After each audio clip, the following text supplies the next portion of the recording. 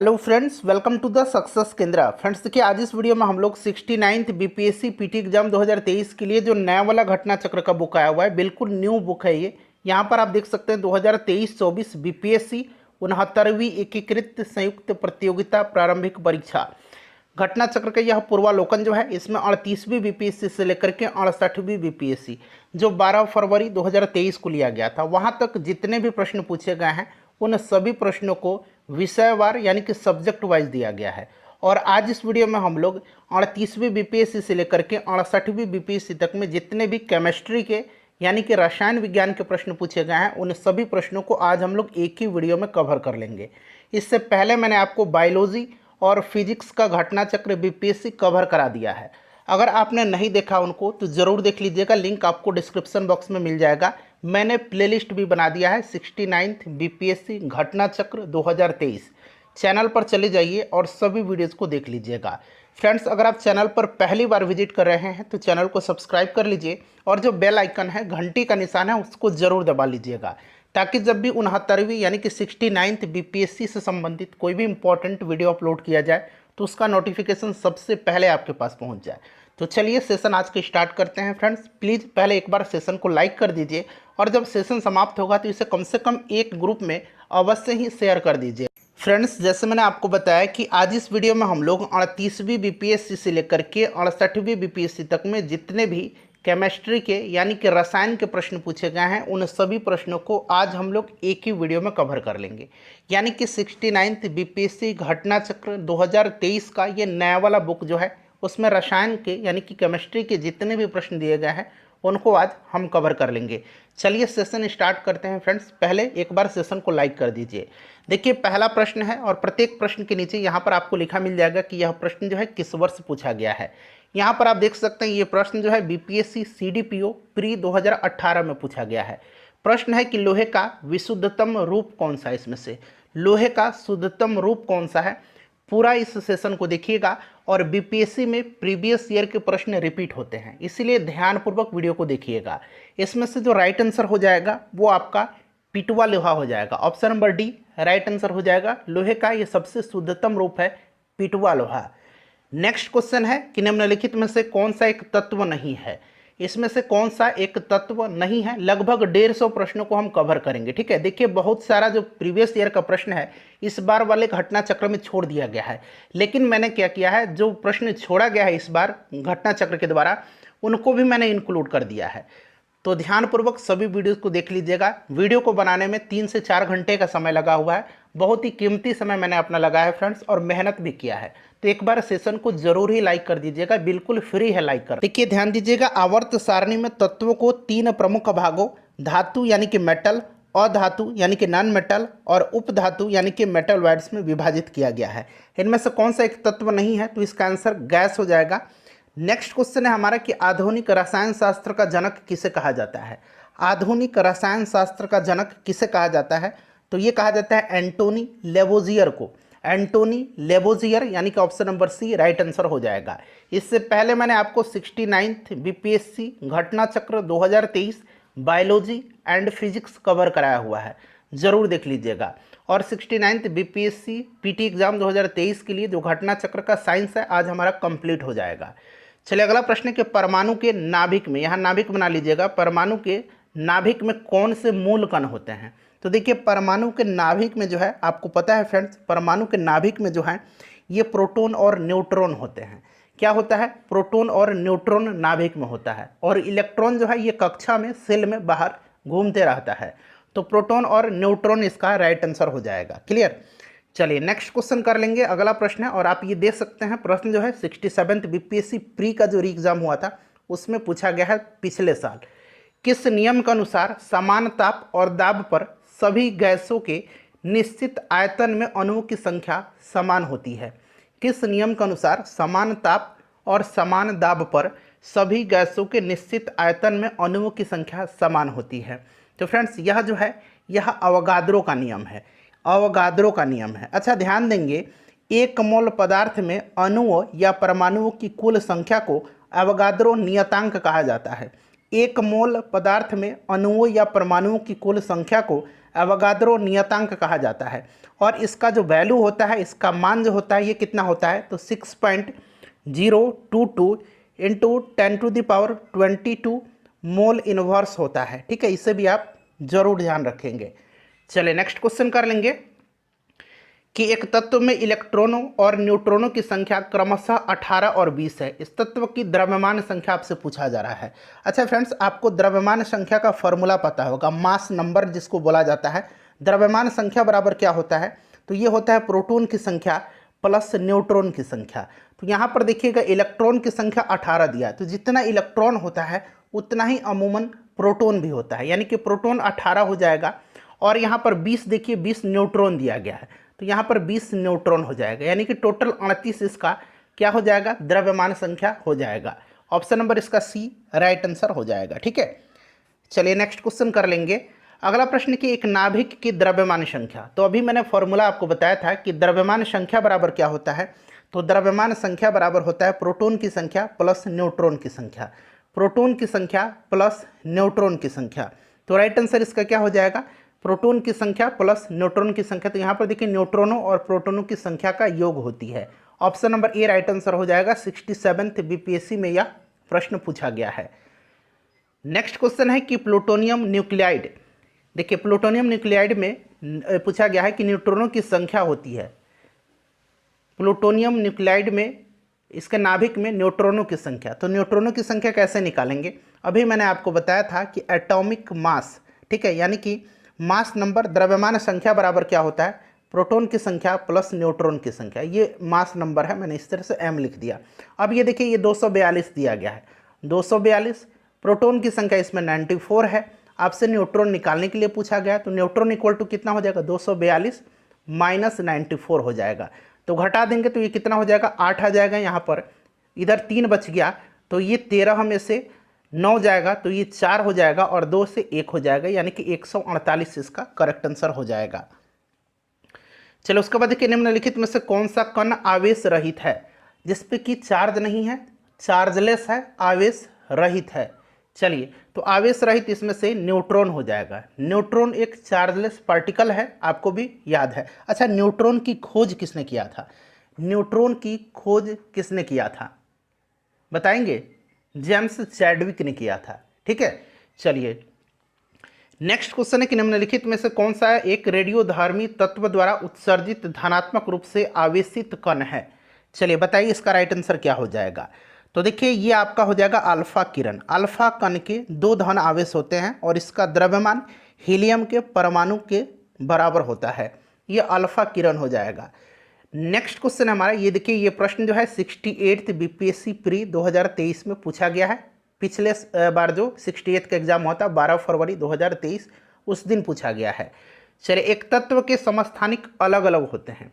एक तत्व के समस्थानिक अलग अलग होते हैं। समस्थानिक में क्या होता है, समस्थानिक में प्रोटॉन की संख्या क्या होती है, प्रोटॉन की संख्या बराबर होती है। ठीक है, और उसमें क्या होता है, यानी कि प्रोटॉन की संख्या की बात हो रहा है, तो यानी कि इसका आपका परमाणु का जो परमाणु संख्या है, परमाणु का संख्या वो समान होता है और द्रव्यमान संख्या भिन्न भिन्न होता है। ठीक है, तो यहाँ पर देखिए द्रव्यमान संख्या में ये अलग अलग होती है, तो ऑप्शन नंबर इसका बी राइट आंसर हो जाएगा। ठीक है, चलिए नेक्स्ट क्वेश्चन कर लेंगे कि नाभिकीय विखंडन किसके संघात के कारण होता है। नाभिकीय विखंडन आपको पता है कि जब न्यूट्रॉन की बमबारी की जाती है तो ये विखंडित होता है, तो ये न्यूट्रॉन राइट आंसर हो जाएगा इसका।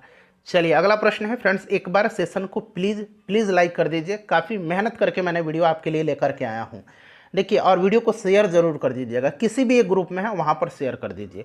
फैराडे स्थिरांक क्या है, फैराडे स्थिरांक ये 66th बीपीएससी में 2020 में पूछा गया था। तो फैराडे स्थिरांक जो है यह सार्वभौमिक स्थिरांक है, यह एक सार्वभौमिक स्थिरांक है। ऑप्शन डी राइट आंसर हो जाएगा इसका। चलिए, और बायोलॉजी वाला घटना चक्र बायोलॉजी 69th बीपीएससी पीटी 2023, घटना चक्र 69th बीपीएससी पीटी फिजिक्स, दोनों वीडियो को देख लीजिएगा। निम्न में से किसका पीएच मान 7 है। अब जो भी विलयन उदासीन होता है उसका पीएच मान 7 होता है। तो एक तो उदासीन विलयन हो गया, और एक शुद्ध पानी का भी पीएच मान 7 होता है, क्योंकि शुद्ध पानी उदासीन होता है। तो ए और बी इसका राइट आंसर हो जाएगा, 1 से अधिक। क्षारीय विलयन का पीएच मान 7 से अधिक होता है, और इसका जो है 7 से कम होता है, अम्लीय विलयन का। चलिए नेक्स्ट क्वेश्चन करेंगे कि निम्नलिखित में से किस विलयन के पीएच का मान 7 से अधिक होता है। तभी मैंने बताया 7 से अधिक क्षारीय, 7 से कम अम्लीय, 7 जिसका होता है वह उदासीन होता है। NaCl जो हम लोग खाने वाला नमक है ये भी उदासीन होता है, इसका पीएच मान 7 होता है। शुद्ध जल का भी पीएच मान 7 ही होता है, शुद्ध जल का पीएच मान 7 ही होता है, इसे भी आप जरूर याद रखेंगे, ठीक है। चलिए तो राइट आंसर क्या हो जाएगा, क्षारीय विलयन। अगला प्रश्न है कि पानी का पीएच मान, तो पानी का पीएच मान 7 होता है, अभी मैंने आपको बता भी दिया। निम्नलिखित में से किसका गलनांक सबसे उच्च होता है। 66 बीपीएससी का प्री का जो एग्जाम हुआ था 2020 में, वो प्रश्न पूछा गया है इसमें कि किसका गलनांक सबसे उच्च होता है। तो निम्नलिखित में से बोरोन का जो है गलनांक सबसे उच्च होता है। इनमें से बोरोन का। नीलम यानी कि रूबी का रासायनिक सूत्र पूछा गया है। रूबी का रासायनिक सूत्र क्या होता है, तो रूबी का रासायनिक सूत्र जो होता है ये एल्युमिनियम ऑक्साइड है, Al2O3 इसका राइट आंसर हो जाएगा। अगला प्रश्न है कि एक घोल का पीएच 3 से 6 बदलता है, H+ आयन की सांद्रता इसकी क्या होगी, ठीक है। अब यहाँ पर देखिएगा, आपको पता है ना कि पीएच जो होता है इसका क्या होता है फॉर्मूला, तो इसका होता है -log of H+ ion, clear, H+ ion.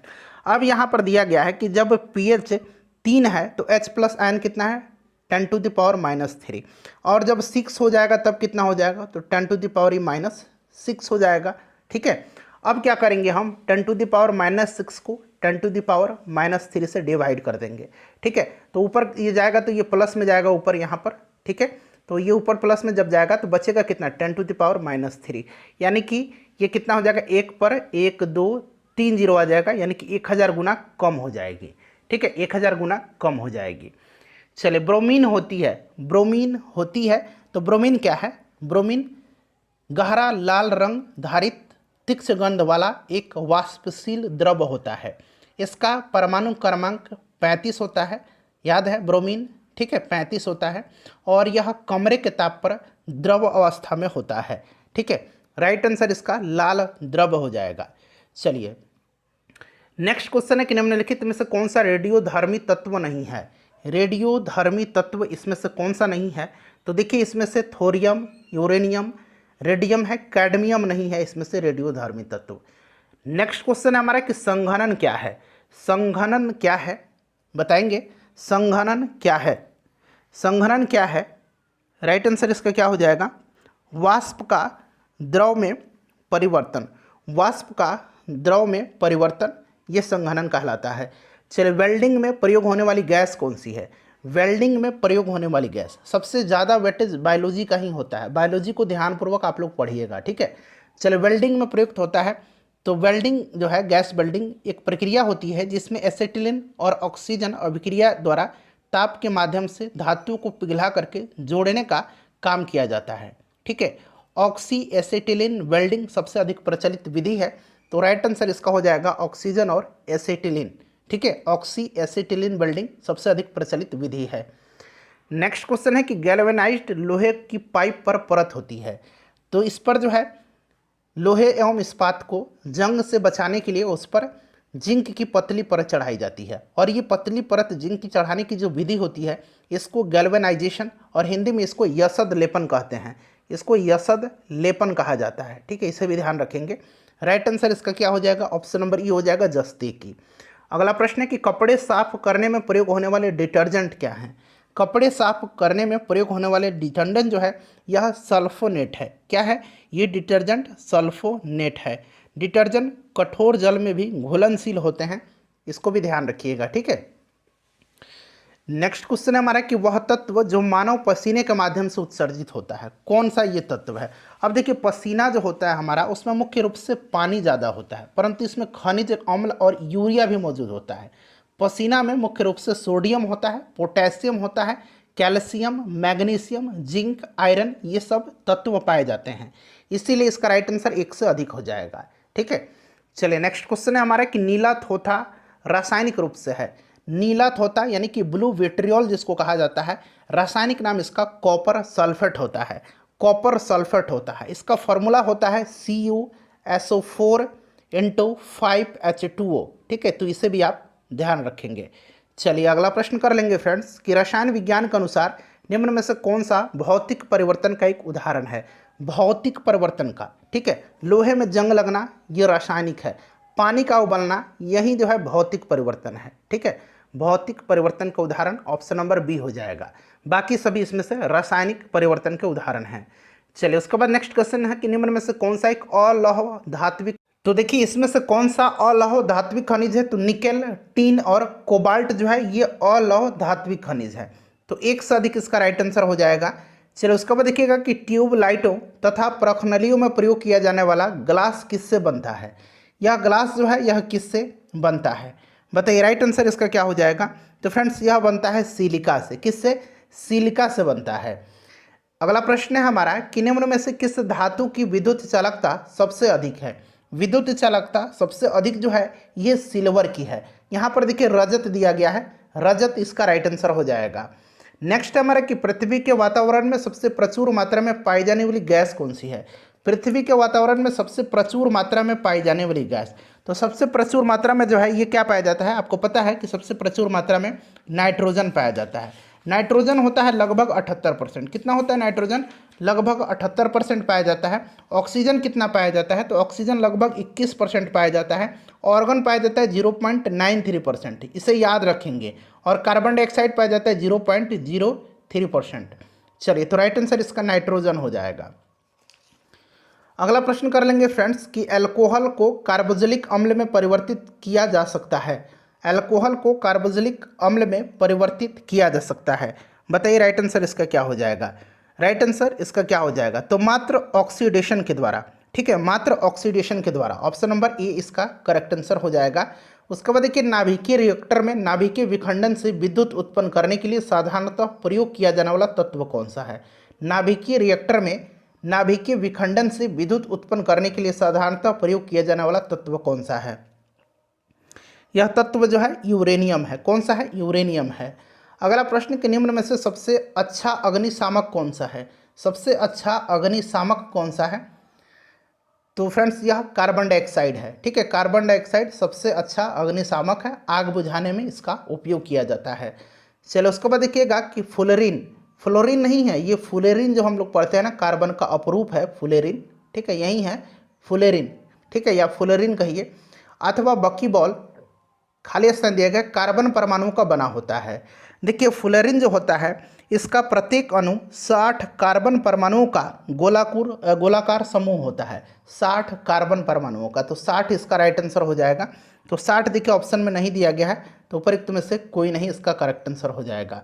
चलो उसके बाद देखिएगा कि अधिक ऊंचाइयों पर द्रवों का क्वथनांक क्या होता है। अधिक ऊंचाई पर जाएंगे तो क्वथनांक जो है घटता है, क्वथनांक घटता है, इसीलिए अधिक ऊंचाई पर पहाड़ों पर खाना बनाने में कठिनाई होती है। चलिए अगला प्रश्न है हमारा कि निम्न में से सबसे भारी धातु कौन सी है। इसमें से सबसे भारी धातु जो है निम्न में से वो आपका कौन सा है, तो प्लैटिनम है। प्लैटिनम सबसे भारी धातु है। वैसे ओस्मियम सबसे भारी होता है, लेकिन निम्नलिखित में से प्लैटिनम हो जाएगा। उस वैज्ञानिक का नाम बताए जिसने कहा था कि पदार्थ को ऊर्जा में बदला जा सकता है। पदार्थ को ऊर्जा में बदला जा सकता है, तो ये आइंस्टीन ने कहा था। किसने कहा था, आइंस्टीन ने कहा था। आइंस्टीन का आपको ये याद है ना इक्वेशन, =mc², ठीक है, तो आइंस्टीन राइट आंसर हो जाएगा। नेक्स्ट हमारे कि वह उपकरण, देखिए वह उपकरण जो ईंधन की रासायनिक ऊर्जा को सीधे विद्युत ऊर्जा में बदलता है। ईंधन की रासायनिक ऊर्जा को सीधे विद्युत ऊर्जा में बदलता है, वह क्या होता है, तो फ्रेंड्स यह होता है क्या, तो ईंधन सेल होता है, ठीक है, ईंधन सेल हो जाएगा इसका राइट आंसर, ईंधन सेल हो जाएगा। चलो उसके बाद देखिएगा कि टूटी हुई हड्डियों की रक्षा के लिए प्लास्टर ऑफ पेरिस का प्रयोग होता है, यह है। तो प्लास्टर ऑफ पेरिस क्या है, प्लास्टर ऑफ पेरिस एक जिप्सम है।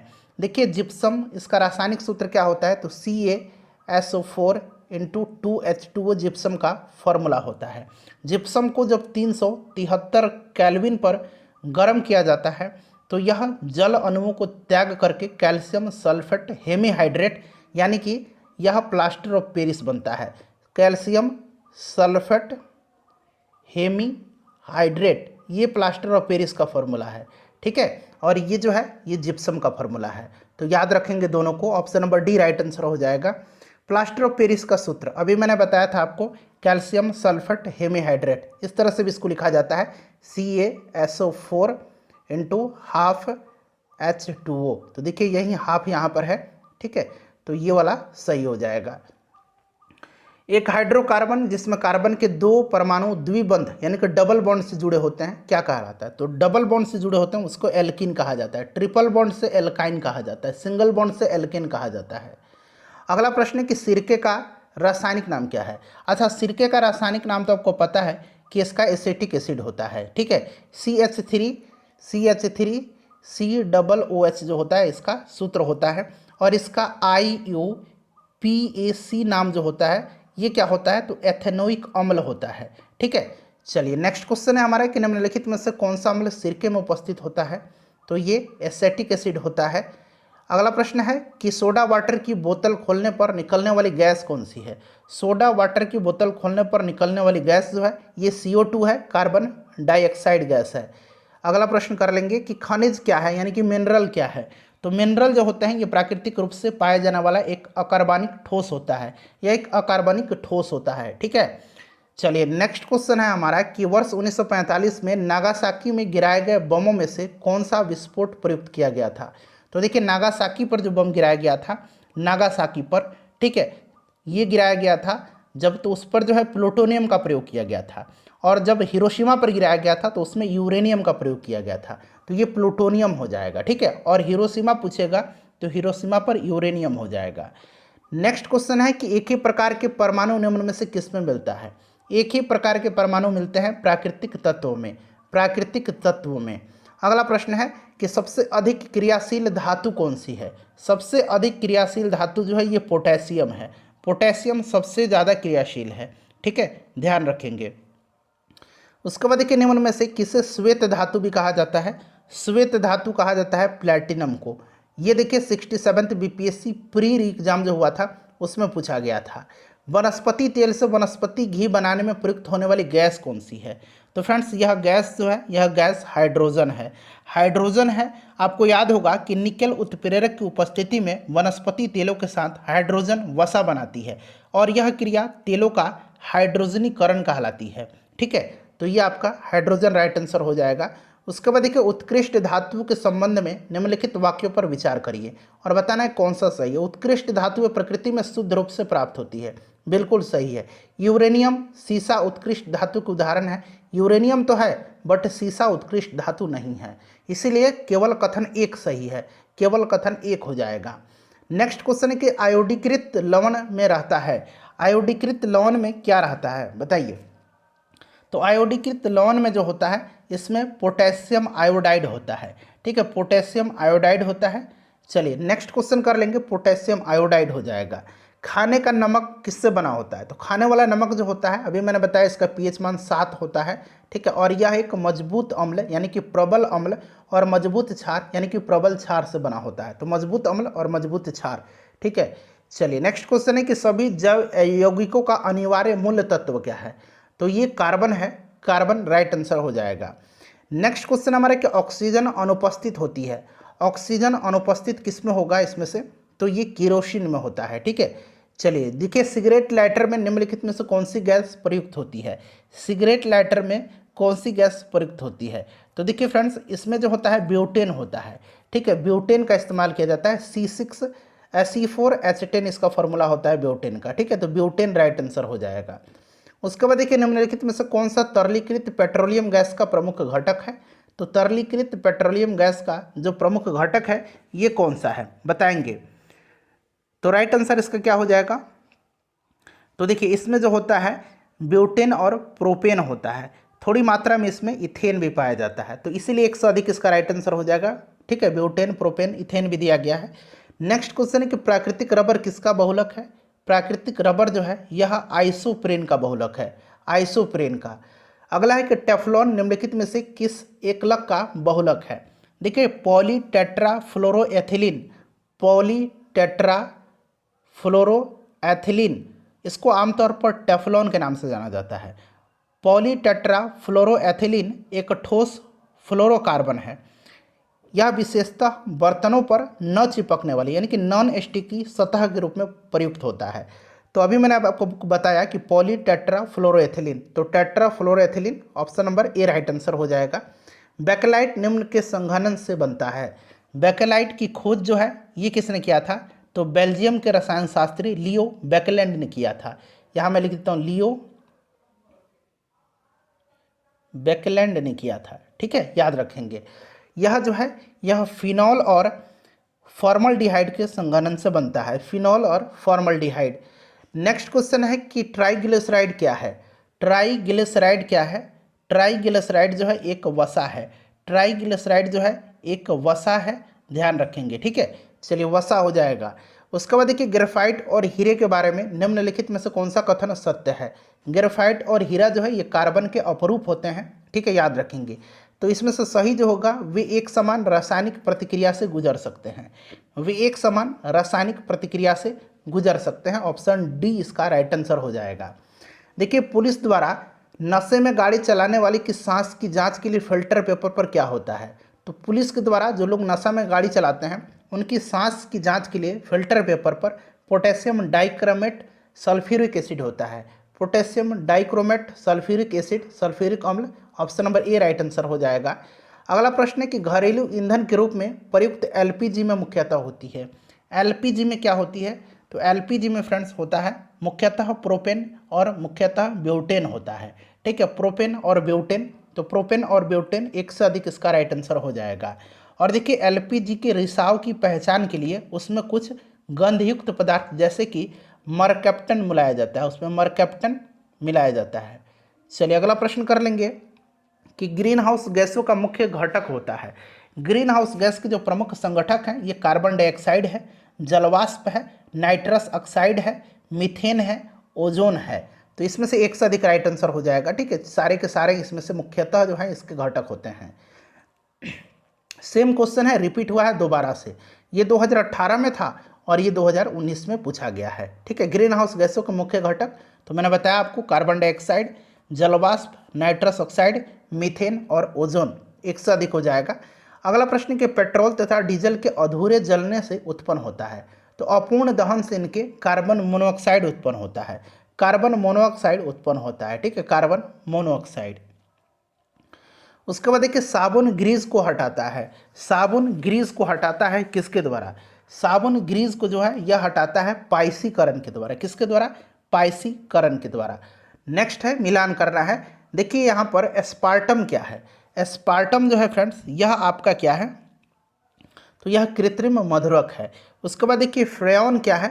फ्रेयॉन जो है एक प्रशीतक है। नियोप्रीन क्या है, नियोप्रीन एक संश्लेषित रबड़ है। और बेनाड्रिल जो है, बेनाड्रिल क्या है, तो ये एक प्रतिहिस्टामिन है। तो राइट आंसर इसका 3, 4, 1 और 2 हो जाएगा, ठीक है। तो ऑप्शन नंबर सी 3, 4, 1, 2 इसका करेक्ट आंसर हो जाएगा। अगला प्रश्न कि निम्नलिखित में से किसकी मात्रा अम्ल वर्षा में सबसे अधिक होती है। सबसे अधिक किसकी होती है, तो सबसे अधिक जो पूछा गया है इसमें सल्फ्यूरिक अम्ल का होता है, H2SO4 का होता है। देखिए फ्रेंड्स अगर हम बात करें तो सल्फ्यूरिक अम्ल तथा नाइट्रिक अम्ल जो है यही अम्ल वर्षा होती है, ठीक है। अम्ल वर्षा, एसिड रेन इसको कहा जाता है। नेक्स्ट क्वेश्चन कर लेंगे।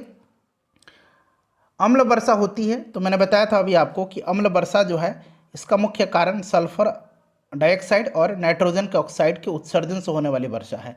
और इन प्रदूषकों का उत्सर्जन जो होता है ये कारखानों से होता है, पेट्रोल से होता है, कोयला से होता है, लकड़ी से होता है। एक से अधिक इसका राइट आंसर होगा, एक से अधिक इसका राइट आंसर होगा, ठीक है। चलिए अगला प्रश्न हमारा है कि शुष्क बर्फ क्या है। तो यह एक ठोस कार्बन डाइऑक्साइड है। चलिए ये भी देखिएगा, फिर से पूछा गया कि शुष्क बर्फ कहा जाता है तो ठोस कार्बन डाइऑक्साइड को, ठोस CO2 याद रखेंगे, ठीक है। शुष्क बर्फ क्या है, देखिए कितना बार यह प्रश्न रिपीट हुआ है, ठोस कार्बन डाइऑक्साइड को। किसे अनबुझा चूना कहा जाता है, अनबुझा चूना कहा जाता है किसको, तो देखिए अनबुझा चूना जो है ये कहा जाता है कैल्शियम ऑक्साइड को, कैल्शियम ऑक्साइड को, ठीक है, कैल्शियम ऑक्साइड को अनबुझा चूना कहा जाता है। चलिए कैल्शियम ऑक्साइड को। नेक्स्ट क्वेश्चन है कि चूने का पानी किसके द्वारा दूधिया हो जाता है। चूने का पानी दूधिया किसके द्वारा हो जाता है, तो कार्बन डाइऑक्साइड, कार्बन डाइऑक्साइड जब प्रवाहित होता है चूने के पानी से तो यह दूधिया हो जाता है। निम्नलिखित में से कौन सा सीमेंट का मुख्य घटक है? तो इसमें से देखिएगा चूना पत्थर, सिलिका मिट्टी, जिप्सम, ये सारे सीमेंट के मुख्य घटक है। सीमेंट का खोज किसने किया था? तो जोसेफ स्पीडन ने किया था। ये भी आप ध्यान रखिएगा, ठीक है। चलिए अगला प्रश्न है कि एक कार बैटरी में प्रयुक्त विद्युत अपघट्य होता है, तो ये सल्फ्यूरिक एसिड होता है, H2SO4 होता है। कार बैटरी में प्रयोग होने वाला अम्ल, देखिए दोबारा से ये प्रश्न रिपीट हुआ है, कार बैटरी में, तो राइट आंसर इसका क्या हो जाएगा? सल्फ्यूरिक अम्ल हो जाएगा। अगला प्रश्न कि निम्नलिखित में से किसमें कार्बन नहीं है? तो कार्बन इसमें से देखिए सब में है, हीरा में भी है, ग्रेफाइट में भी है और कोयला में भी है, सारे कार्बन हैं। तो एक से अधिक इसका देखिए उपरोक्त में से कोई नहीं, कार्बन नहीं है तो सारे कार्बन है चूंकि, इसीलिए कोई नहीं इसका राइट आंसर होगा। सबसे सख्त कौन सा है? सबसे हार्ड निम्न में से कौन सा है? तो इसमें से सबसे हार्ड हीरा है। हीरा सबसे कठोर प्राकृतिक पदार्थ है, ठीक है। चलिए अगला प्रश्न है हमारा कि निम्न पदार्थों में से कौन सा पदार्थ खाने की वस्तुओं के परिरक्षण हेतु प्रयोग होता है? खाने के पदार्थ जो हैं उनके परिरक्षण में प्रयोग किया जाता है। तो फ्रेंड्स ये होता है सोडियम बेंजोएट का प्रयोग, ठीक है, सोडियम बेंजोएट का। पारद धातु मिश्रण है, पारद धातु जो है यह मिश्रण किसका है? तो पारद युक्त मिश्र धातु का, पारद युक्त मिश्र धातु होती है ये। खाना बनाने में प्रयोग की जाने वाली गैस मुख्यतः है, तो खाना बनाने में जो गैस प्रयोग की जाती है वो मुख्यतः मीथेन है, मीथेन CH4, इसको मार्स गैस भी कहा जाता है, इसे भी याद रखिएगा, ठीक है। चलिए अगला प्रश्न हमारा कि बायोगैस का निम्न में से कौन सा अवयव प्रमुख है? बायोगैस का, तो ये मीथेन प्रमुख अवयव है बायोगैस का। निम्न धातु में से कौन सा सामान्य ताप पर द्रव है? धातु है, धातु जो द्रव है, तो फ्रेंड्स यह धातु जो है कौन सा है? तो यह धातु पारा है, Hg इसका सिंबल होता है, ठीक है। चलिए नेक्स्ट क्वेश्चन है कि ठोस कपूर से कपूर वाष्प बनने की प्रक्रिया को क्या कहते हैं? सब्लिमेशन कहा जाता है, ऊर्ध्वपातन कहा जाता है। पीतल के बर्तनों को कलई करते समय गर्म बर्तन की सफाई के लिए प्रयोग किए जाने वाले अमोनियम क्लोराइड चूर्ण से निकलने वाला धुआं है, तो ये धुआं जो है, ये धुआं क्या है? यह धुआं जो है अमोनिया और हाइड्रोक्लोरिक एसिड का है। यह धुआं जो है अमोनिया और हाइड्रोक्लोरिक अम्ल होता है, तो अमोनिया और हाइड्रोक्लोरिक अम्ल हो जाएगा। नींबू खट्टा होता है किस कारण से? तो ये सिट्रिक एसिड के कारण होता है, सिट्रिक अम्ल के कारण नींबू खट्टा होता है। टार्टरिक अम्ल इमली में पाया जाता है, अंगूर में पाया जाता है, ठीक है, याद रखेंगे। एसिटिक अम्ल सिरका में पाया जाता है, इमली में और अंगूर में। अगला प्रश्न है कि वाहनों से निकलने वाली गैस कौन सी है? वाहनों से निकलने वाली गैस जो है ये कौन सी है? तो देखिए वाहन से कार्बन डाइऑक्साइड भी निकलता है, कार्बन मोनोऑक्साइड भी निकलता है, नाइट्रस ऑक्साइड भी निकलते हैं, सल्फर डाइऑक्साइड भी निकलते हैं, इसलिए एक से अधिक इसका राइट आंसर होना चाहिए अब, ठीक है।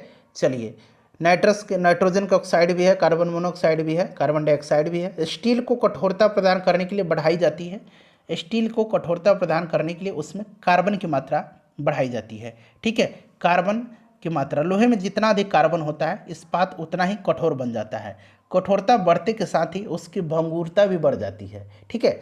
तो ये आपका हो जाएगा कार्बन की मात्रा। उसके बाद देखिए किस खनिज से रेडियम प्राप्त होता है? तो ये खनिज जो है यह पिच ब्लेंड है, ठीक है। चलिए उसके बाद देखिए कि तैरने के तालाब में तैरने से मनुष्य की त्वचा जल जाती है, क्यों जल जाती है? तो ये क्लोरीन के कारण जल जाती है। आपको पता है कि तालाब में जो है जल शुद्धिकरण में क्लोरीन गैस का इस्तेमाल किया जाता है, क्लोरीन की अधिकता के कारण ही त्वचा जल जाती है। हाइड्रोजन को जलाने पर क्या बनेगा? तो हाइड्रोजन जब भी जलेगा ये जल बनेगा, क्या बनेगा? पानी बनेगा, ठीक है, पानी बनेगा।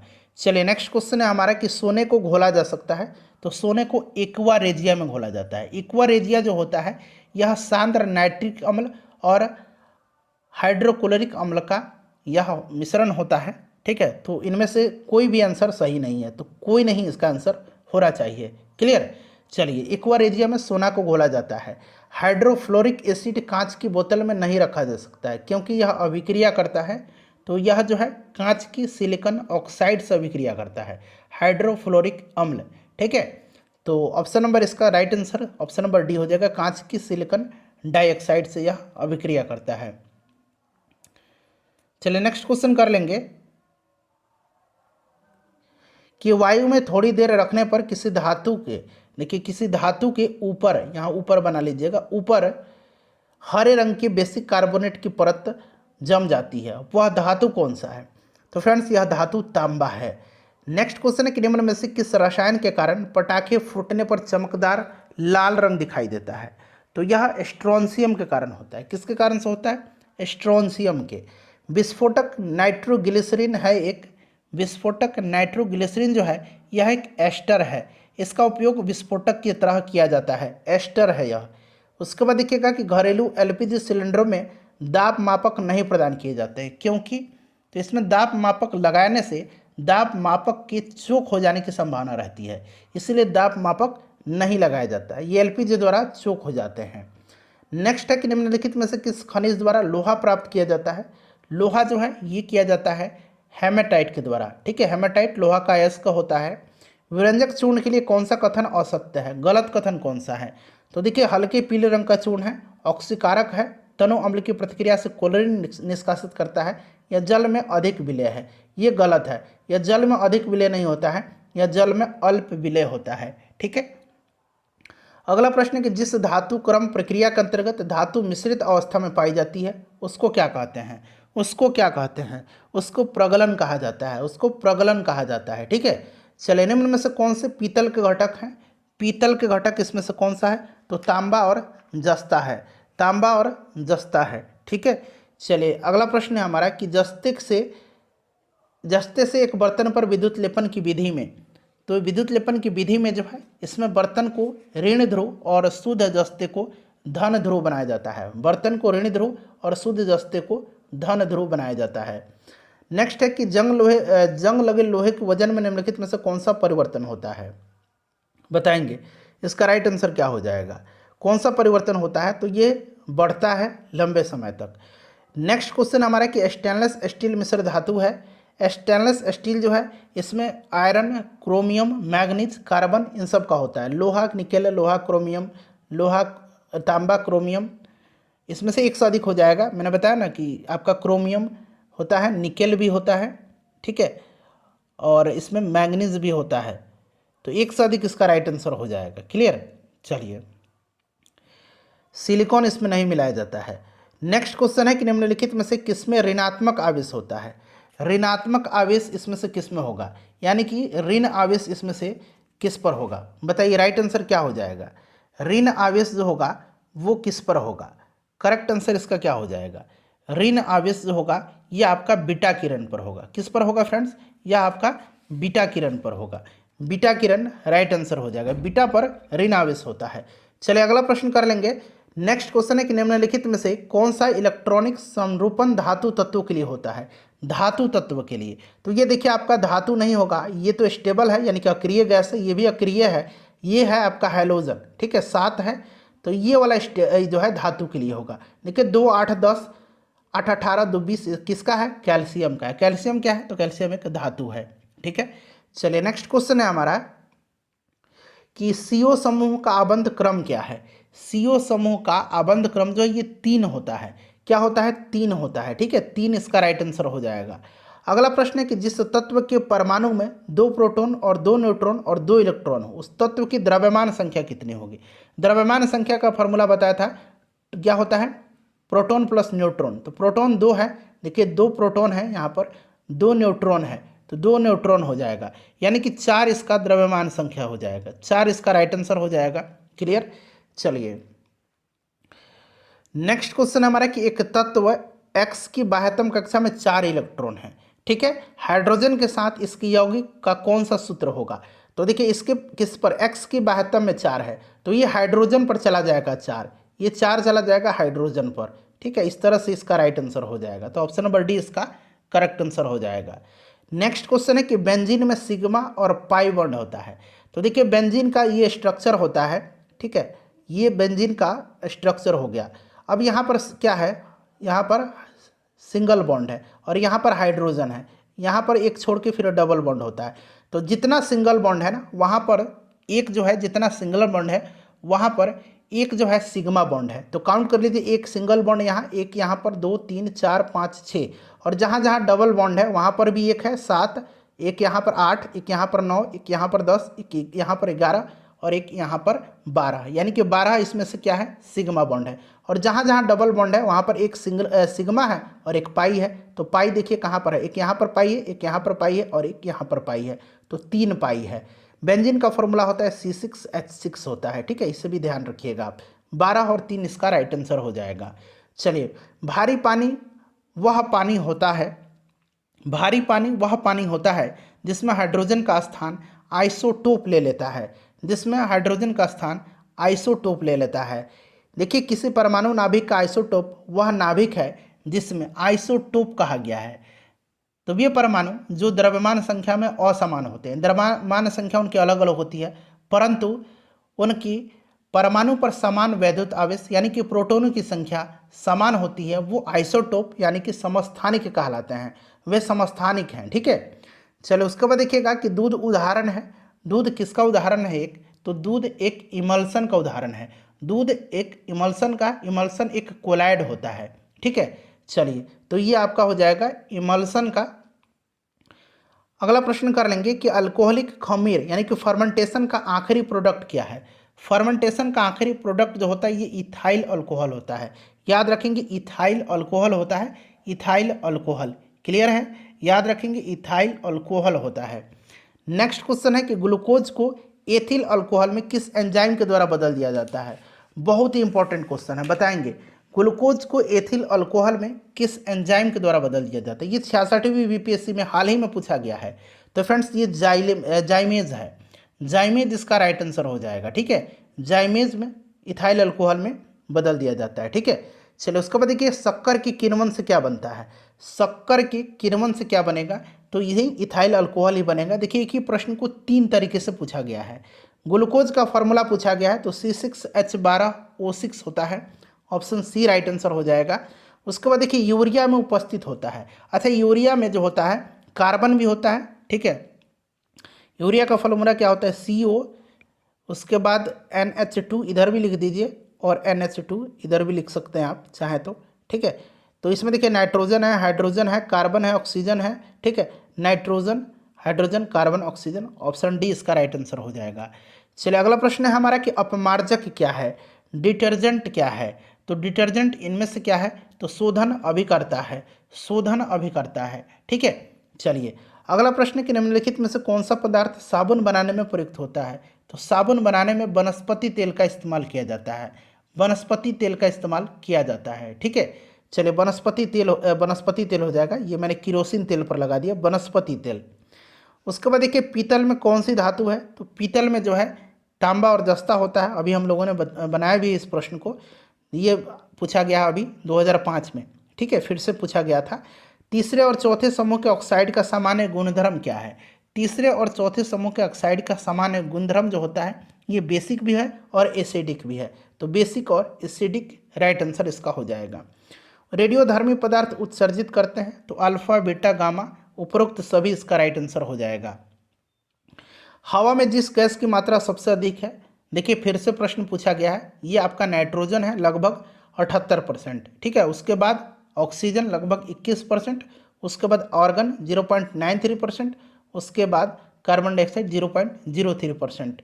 चलिए, वायु क्या है एक, तो वायु जो है फ्रेंड्स एक मिश्रण है। क्या है, मिश्रण है, याद रखेंगे। मच्छर भगाने वाली दवाओं में सक्रिय रसायन कौन सा है।